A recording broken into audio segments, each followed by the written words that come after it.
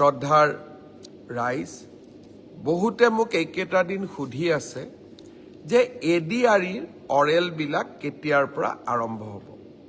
আপোনালোকে জানে যে এডিআৰইত বিশেষ কেইটামান পৰীক্ষা অনুষ্ঠিত হৈছিল।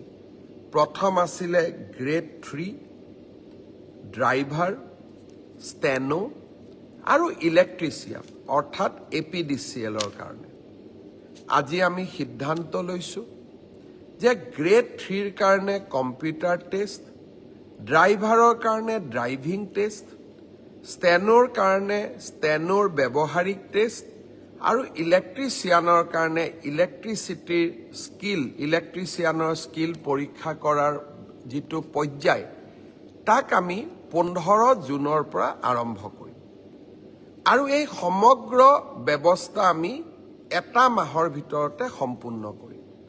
ঠিক তেনেকৈ চতুৰ্থ বৰ্গৰ পৰীক্ষাত পাছ কৰা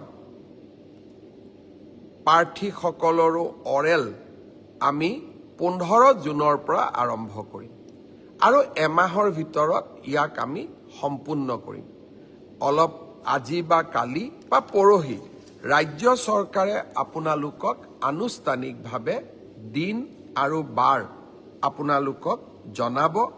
যিসকলে লিখিত পৰীক্ষা পাছ কৰিছে তেওঁলোকে এতিয়া কম্পিউটাৰ টেষ্ট, ড্ৰাইভিং টেষ্ট বা স্কিল টেষ্ট বা মৌখিক পৰীক্ষাৰ কাৰণে তেওঁলোকে যেন সাজু হয়।